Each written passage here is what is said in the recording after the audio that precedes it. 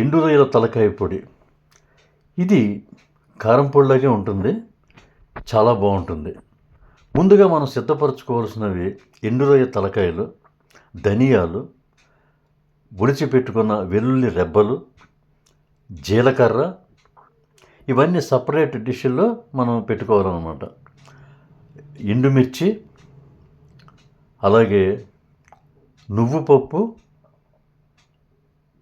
కళ్ళుప్పు, ఇవన్నీ కూడా సిద్ధపరచుకోవాలి.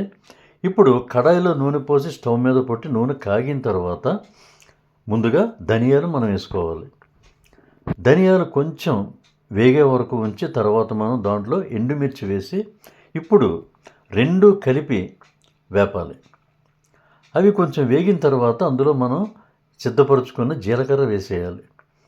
జీలకర్ర వేసి కూడా మళ్ళీ ఈ మూడు కలిపి వేగనిచ్చిన తర్వాత ఇప్పుడు నువ్వు పప్పు వేసి మళ్ళీ ఇవన్నీ కూడా కలిపి తిప్పి ఇప్పుడు సిద్ధంగా ఉంచుకున్న ఉప్పు మనం ఇందులో వేసుకోవాలి. ఇప్పుడు బాగా వేపాలి. ఇవన్నీ కూడా వేగిన తర్వాత ఇప్పుడు వెల్లుల్లి రెబ్బలు కూడా ఇందులో వేసుకోవాలి. చివరిగా వేసుకొని బాగా వేపుకొని వేగిన తర్వాత ఈ అన్నిటినీ కూడా తీసుకొని ఒక సాసర్లో మనం పెట్టుకోవాలి. సాసర్లో పక్కన పెట్టుకోవాలన్నమాట ఈ వేగినవి అన్నీ కూడా. ఇప్పుడు కడాయిలో కొంచెం నూనె పోసి ఇప్పుడు అందులో మనం ఏం చేయాలంటే సిద్ధపరచుకున్న ఎండు రొయ్య తలకాయలు వేయాలి. ఇవి వేసి గరిటెతో బాగా తిప్పుతూ ఉండాలి వేగే వరకు, మాడకూడదు, బాగా వేపాలి. ఇవి బాగా వేగుతూ ఉంటాయి.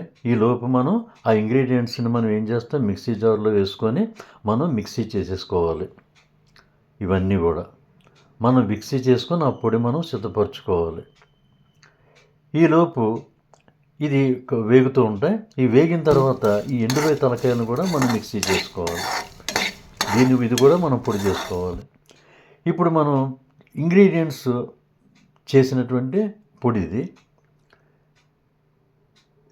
తర్వాత ఇప్పుడు రొయ్యల పొడి కూడా మనం చేసాం కదా, ఇదిగో ఎండురొయ్య తలకాయల పొడి ఇది. ఇప్పుడు ఈ రెండు పొడులు కూడా మనం మిక్స్ చేయాలి. ఇదిగో ఈ విధంగా ఉంటుంది. ఎండురొయ్య తలకాయల పొడి తయారైపోయింది. ఇప్పుడు నేను అన్నం తినబోతున్నాను, పప్పు గోంగూర మా కూర.